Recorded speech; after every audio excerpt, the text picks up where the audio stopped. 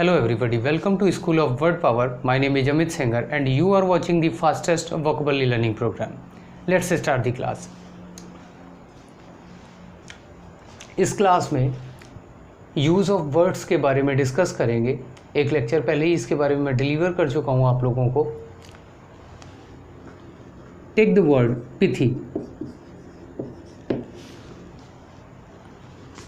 English explanation of pithy word. First, with much pith means that pithy word contain two sense. इसके दो मतलब होते हैं, एक तो होता है with much pith और इसका जो दूसरा मतलब होता है वो मतलब होता है brief but full of meaning. We will talk about the English explanation that is given here, number 1 and number 2. Hindi का इसका मतलब जो होता है वो ये होता है।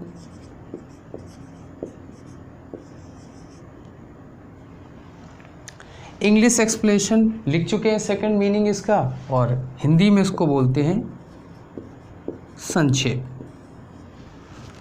तो जो पिथी वर्ड है उसके दो मतलब होते हैं, एक मतलब होता है विद मच पिथ, हिंदी में मतलब उसको गुदेदार बोलते हैं, और second brief but full of meaning, यानी संक्षेप बोला जाता है इसको।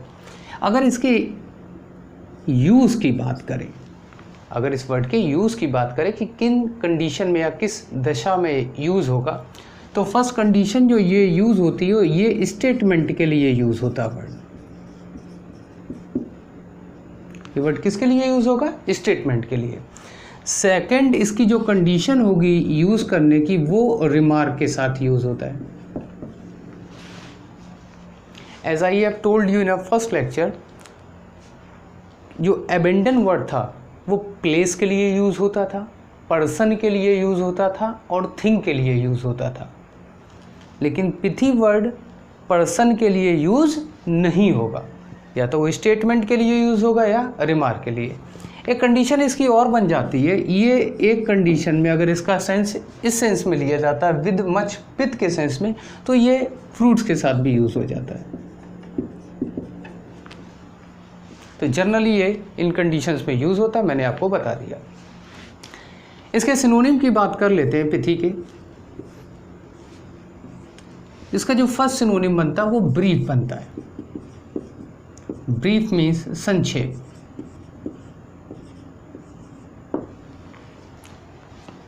सेकंड इसका सिनोनिम जो बनेगा वो टर्स बनेगा।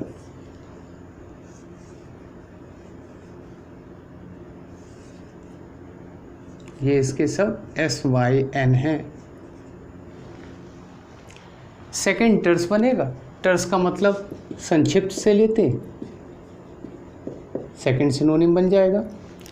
थर्ड नंबर पर मूव करते हैं, कंसाइज होगा।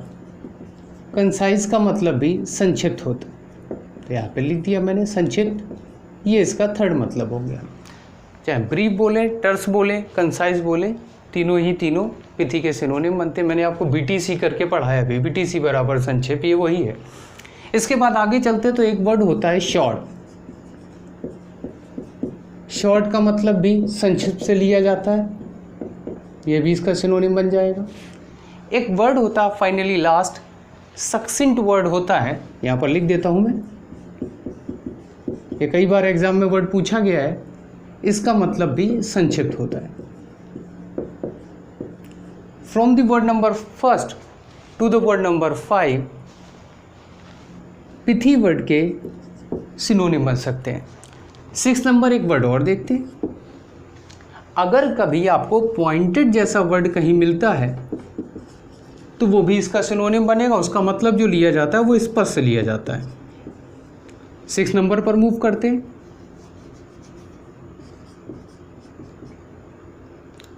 6 number, now move on to the 7 number.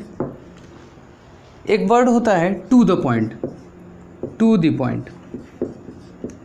Generally ये वर्ड कन्वर्सेशन में यूज़ किया जाता है कि आपका आंसर टू द पॉइंट है, वहाँ पर भी इसका सेंस स्पष्ट की तरह लिया जाता है।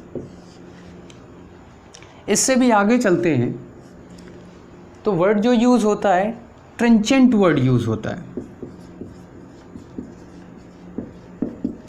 ट्रेंचेंट का हिंदी में मतलब स्पष्ट होता है। अगर ट्रेंचेंट के इंग्लिश एक्सप्लेनेशन की बात करें तो उसका मतलब होता है एक्सप्रेस्ड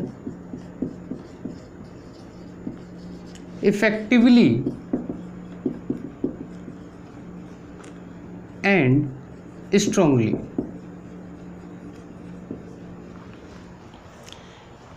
पिथी का एक सिनोनिम और बनता है, वो जो सिनोनिम होता है उसको बोलते हैं थंबनेल।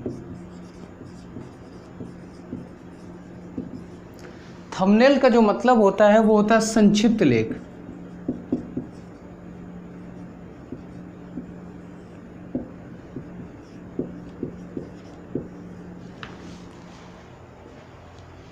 थंबनेल का मतलब क्या होता है? संक्षिप्त लेख।